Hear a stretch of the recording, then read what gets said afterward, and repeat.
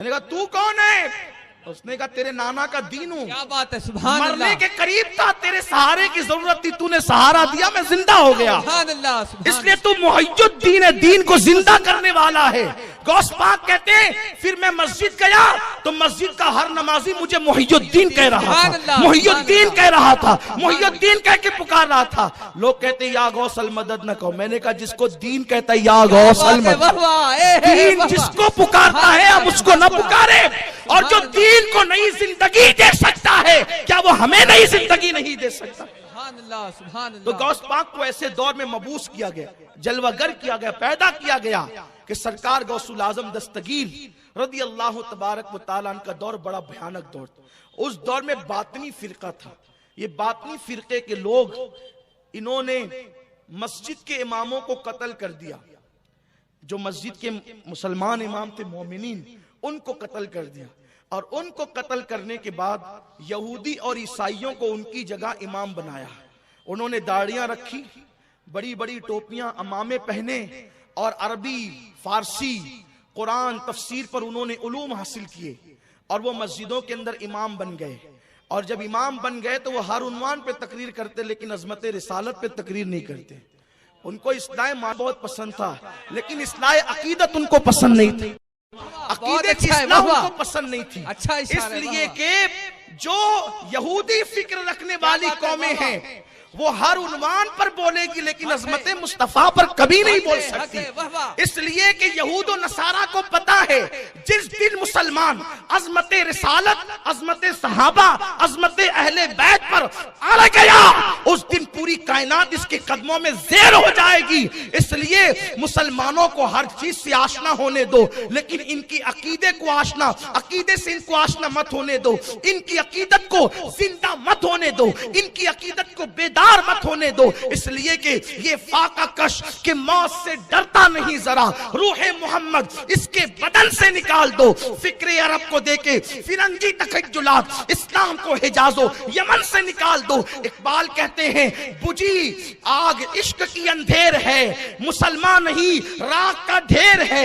جب تک مسلمانوں کے دل میں عشق مصطفیٰ موجود ہے مسلمان مسلمان ہے. جس دن اس کے دل سے عشق مصطفیٰ کی آگ بجھ گئی اب وہ مسلمان نہ رہ گیا، وہ راک کا ڈھیر ہو گیا. راک کے ڈھیر کو آپ ہوا میں اڑا دو، پیروں تلے کچل دو، دریا میں بہا دو، اس کو کچھ بھی کرو اب وہ کچھ کر نہیں سکتا. اس لیے کہ راک کے ڈھیر میں کوئی طاقت ہی نہیں ہوتی، کوئی قوت ہی نہیں ہوتی. قوت تو اس کو ہوتی ہے جس کے دل میں عشق مصطفیٰ ہوتا ہے. یاد رکھیں شام و یمن کی تباہی کے تانے بانے آج نہیں 1 صدی پہلے سے بنے جا چکے تھے بلکہ اس سے پہلے سے بنے جا چکے تھے. اقبال نے کم و بیش 1 صدی پہلے رونا رویا تھا فکر عرب کو دیکھے، فرنگی تخیلات اسلام کو حجاز و یمن سے نکال دو.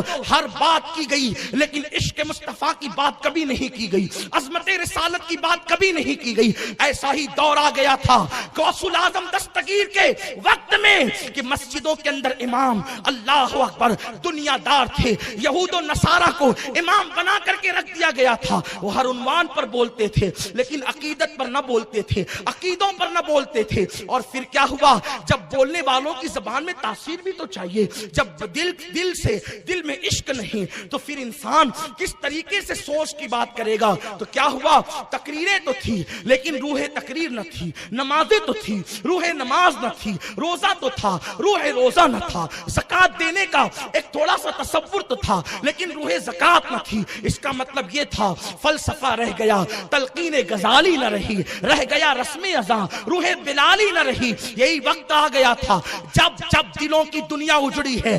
اس وقت صوفیاء کرام جلوہ گر ہوئے ہیں اور انہوں نے تصوف کا رنگ لوگوں کے دلوں پر چڑھایا ہے اور ان کے اندر انقلاب پیدا کیا ہے. غوث الاعظم دستگیر کا دور وہ خطرناک دور تھا.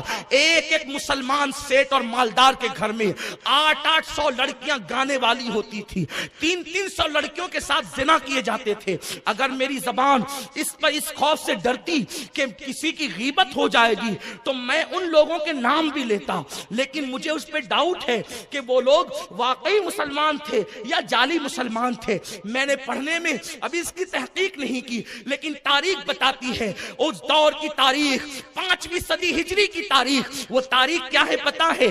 ایک ایک مالدار کے گھر میں 800 لڑکیاں گانے والی، 300 لڑکیوں کے ساتھ زنا۔ اور وہ لڑکیاں کون ہوتی تھی پتا ہے آپ کو؟ وہ لڑکیاں اللہ اکبر یہودیوں کی بیٹیاں ہوتی تھی، عیسائیوں کی بیٹیاں ہوتی تھی۔ وہ مسلم بادشاہوں کو پوری پوری رات شراب پلاتی تھی اور وہ گانے میں مصروف رکھتی تھی، اس لیے کہ تباہ ہونے والی قوم کا انداز ہوتا ہے کہ دولت کے نشے میں چور ہو کر لوگ اپنے مذہب کو پیٹ کے پیچھے ڈال دیتے ہیں، لوگ اپنے مسلک کو پیٹ کے پیچھے ڈال دیتے ہیں۔ لوگوں کو دولت نظر آتی ہے، لوگوں کو اقتدار نظر آتا ہے، لوگ حسن میں ڈوب جاتے ہیں، لوگ شراب و شباب میں ڈوب جاتے ہیں۔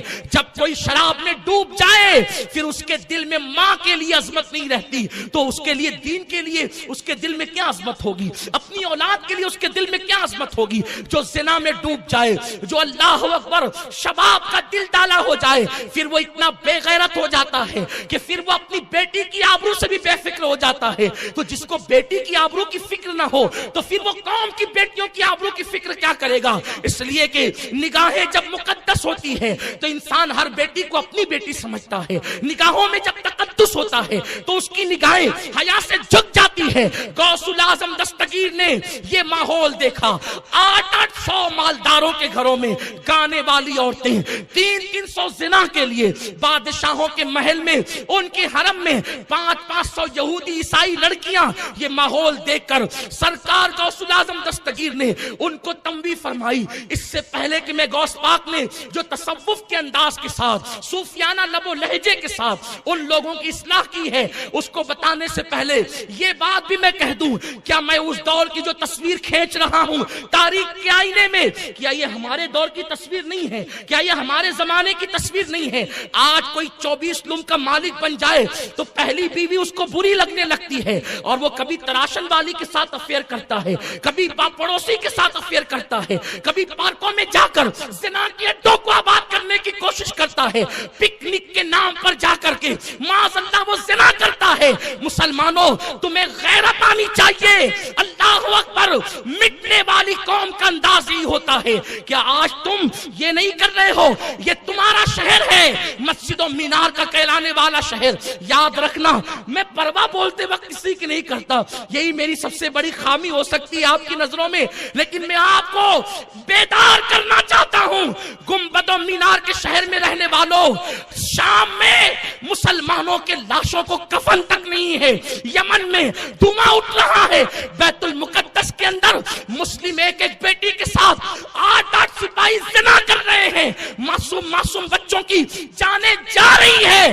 حال یہ ہے ہندوستان کے کئی مسلمان نوٹ بندی کے بعد سے بھوک کی چکی میں پس رہے ہیں، اور گنبد و مینار کے شہر میں رہنے والے ان مسلمانوں کا حال یہ ہے، جب یہ مشاعرہ کرتے ہیں تو شاعرات کو بلاتے ہیں، اور شاعرات حسن کا کی پری بن کر کے، اللہ اکبر، وہ حسن کے اندر ڈوب کر کے آدھا دوپٹہ اوڑھ کر پورے سرار کے ساتھ منبر پر آ کر کے بیٹھتی ہے، اسٹیج پر آ کر کے بیٹھتی ہے۔ اللہ اکبر، منبر مشاعرہ آپ اس کو کہہ سکتے ہیں۔ اور اس کے بعد پھر کیا ہوتا ہے تمہیں پتا ہے؟ بڑے بڑے داڑھی والے حاجی، نمازی، مولوی، وہ سب اس سے لطف اندوز ہوتے ہیں، باضابطہ طور پر نفسانی خواہشات کو ورگلانے والے اشعار پڑھے جاتے ہیں، سیٹیاں بجتی ہیں، تالیاں بجتی ہیں، اور پھر وہ کچھ ہوتا ہے جس کو بیان کرنے سے میری زبان حیا خاموش ہے۔ میں تمہارا دشمن نہیں، نشتر جو لگاتا ہے وہ دشمن نہیں ہوتا۔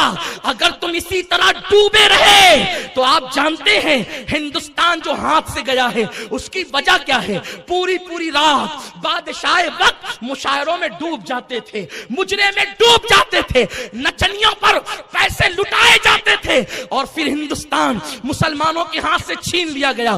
اگر تمہاری یہی روش رہی تو یاد رکھنا، جو شام میں ہو رہا ہے وہ ہندوستان میں بھی ہو سکتا ہے، جو یمن میں ہو رہا ہے وہ ہندوستان میں بھی ہو سکتا ہے. صوفیہ کی تعلیم یہ ہے. سید الطائفہ جنید بغدادی کہتے ہیں اگر ہو سکے تو بکری کے تھن پر بھی نظر بلا وجہ نہ کرنا، اس لیے کہ جو نظروں کی حفاظت نہیں کرتے اللہ ان سے ایمان کی لذت کو چھین لیا کرتا ہے. ایک مرتبہ اللہ اکبر حضرت بایزید سے کسی نے پوچھا اے بایزید مجھے نماز میں لذت نہیں ملتی. ارشاد فرمایا شاید تو نے کسی زانی کا چہرہ دیکھ لیا ہے اسی لیے تجھے نماز میں لذت نہیں ملتی. اگر زانی کا چہرہ دیکھو تو نماز میں لذت نہیں ملتی. جو پوری پوری رات انٹرنیٹ پر زنا کے مناظر دیکھتے ہو انہیں نماز میں لذت کیسے مل سکتی ہے؟ جو پوری پوری رات گویوں کو دیکھتے ہو، ننگا ناچ دیکھتے ہو، انہیں نماز میں لذت کیسے مل سکتی ہے؟ اسی لیے تو نماز پڑھنا بھاری ہو گئی.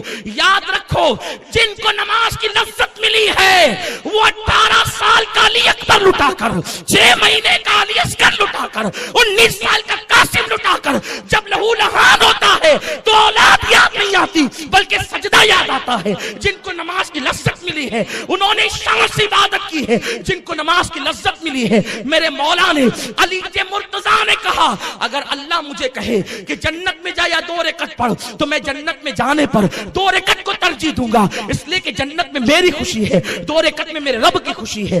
جن کو نماز کی لذت مل گئی وہ غوث الاعظم دستگیر عشاء میں وضو کر کے عشاء پڑھتے، اسی وضو سے فجر پڑھتے اور عشاء اور فجر کے درمیان 1000 رکعت نماز پڑھتے.